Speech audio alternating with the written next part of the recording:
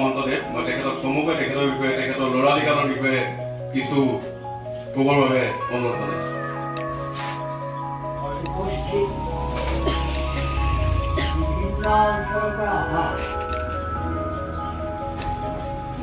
এই ডক্টৰ নগেন শইকীয়া জাতীয় বিদ্যালয়ৰ শুভকামী ৰায় আৰু এই জাতীয় বিদ্যালয়ৰ প্ৰতিষ্ঠাতা হওক আৰু এই বিদ্যালয়ৰ পৰিচালনা সমিতিৰ সভাপতি ভাই ভনী আৰু বালকনা সকল এটাইখিনিকে মোৰ শ্ৰদ্ধা মৰম আজি মই ডক্টৰ নগেন শইকীয়াৰ সম্পৰ্কত খুব কমকৈ বিশেষকৈ এই ব্যক্তিজনক লৈ কেৱল আমি গৌৰৱান্বিত কৰোঁ নহয়, আমি তেখেতক লৈ আচলতে গৰ্বিত, আমি গৰ্ব অনুভৱ কৰোঁ। আমি অসমৰ বিভিন্ন ঠাইত সুবিধা পালে আমি কওঁ যে ডক্টৰ নগেন শইকীয়া দেৱৰ উপজাগাঁৱৰ মানুহ আমি। শেহতীয়াকৈ এখন আন্তঃৰাষ্ট্ৰীয় কবি সন্মিলন হৈছিল গুৱাহাটীত, মই তাৰ সভাপতিত্ব কৰাৰ সুযোগ পাইছিলোঁ। ডক্টৰ নগেন শইকীয়াৰ ল'ৰালিকাটো আমাৰ গৌৰৱান্বিত। সেইকাৰণে চমুকৈ কিছুমান অসমীয়া শব্দ সংযোজন কৰিলে সেই নাম হ'ল বিধৱা উচ্চকিত। আজি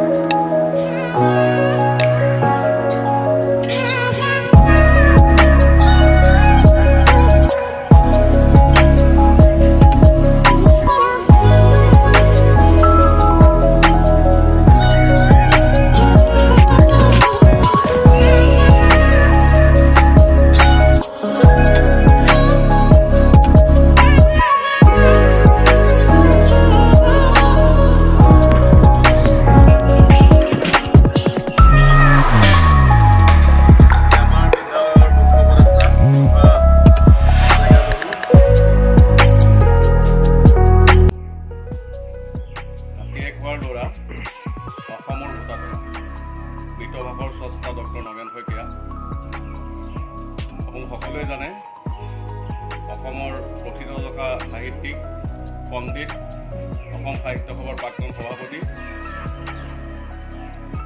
জাতীয় জীৱনৰ মহিৰু স্বৰূপ ডক্টৰ নগেন শইকীয়াদেৱৰ উপজা গাঁও এইখন গোলাঘাট জিলাৰ হাতীয়াখোৱা গাঁও। এই গাঁৱতে তেখেতৰ নামত জীৱিত কালতে উৎসৰ্গিত ডক্টৰ নগেন শইকীয়া জাতীয় বিদ্যালয়ত আজি তেখেতৰ 85তম জন্ম দিৱসটি আমি উলহ মালহেৰে পালন কৰিলোঁ হওক।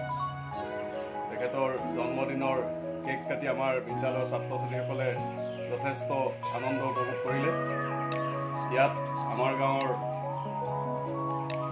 তেখেতৰ সৈতে অতি ঘনিষ্ঠ শ্ৰী শ্ৰী নিচিয়াল সত্ৰৰ সত্ৰাধিকাৰ প্ৰভু শ্ৰীযুত ঋষভ মহন্তদেৱে তেখেতৰ এই জন্মদিনৰ কেক কাটিলে আৰু তেখেতৰ ল'ৰালি কালৰ বিষয়ে যথেষ্টখিনি আমাৰ বিদ্যালয়ৰ ছাত্ৰ ছাত্ৰীসকলক তথা অভিভাৱকসকলক অৱগত কৰিলে। আমাৰ বিদ্যালয়ৰ সভাপতি শ্ৰীযুত কুমুদ চন্দ্ৰ গগৈদেৱ তথা এই বিদ্যালয়ৰ অন্যতম এজন উপদেষ্টা তপন শইকীয়া ডাঙৰীয়াই তেখেতৰ বিষয়ে যথেষ্টখিনি বক্তব্য দাঙি ধৰিলে। আমি আজি সঁচাকৈয়ে গৌৰৱ অনুভৱ কৰিছোঁ। তেখেতৰ এই 85তম জন্মদিৱসটি ডিব্ৰুগড়ত কেন্দ্ৰীয়ভাৱে মৃতভাষৰ দিৱস হিচাপে উদযাপন কৰা হৈছে আৰু অসমৰ অন্যান্য ঠাইতো এই দিৱস পালন কৰা হৈছে। আমি বিশেষভাৱে গৰ্ব অনুভৱ কৰিছোঁ যে তেখেতৰ উপজা গাঁৱত তেখেতৰ নামতে উৎসৰ্গিত ডক্টৰ নগেন শইকীয়া জাতীয় বিদ্যালয়ত আমি অতি উলহ মালহেৰে এই দিৱসটি পালন কৰিলোঁ হওক আৰু তেখেতৰ দীৰ্ঘায়ু তথা সুস্বাস্থ্য কামনা কৰিলোঁ। আৰু আজি তেখেত ভাৰ্চুৱেলি আমাৰ লগত উপস্থিত আছিল। তেখেতে ভিডিঅ' কলৰ জৰিয়তে আমাৰ সৈতে মত বিনিময় কৰিলে, তেখেতে অনুষ্ঠানটো উপভোগ কৰিলে। আমি ইয়াত আজি উপস্থিত থকা সকলো স্থানীয় শুভাকাংক্ষী ৰাইজ, বিদ্যালয়ৰ শিক্ষক শিক্ষয়িত্ৰী প্ৰমুখ্য ছাত্ৰ ছাত্ৰী আৰু অভিভাৱক অভিভাৱকক আমি বিশেষভাৱে ধন্যবাদ জ্ঞাপন কৰিছোঁ আৰু সদৌ তেখেতৰ পুনৰবাৰ সুস্বাস্থ্য আৰু দীৰ্ঘায়ু কামনা কৰি আমি এই দিৱসটি আজি পালন কৰি নথৈ কৃতাৰ্থ হোৱা বুলি আমি অনুভৱ কৰিছোঁ। ধন্যবাদ।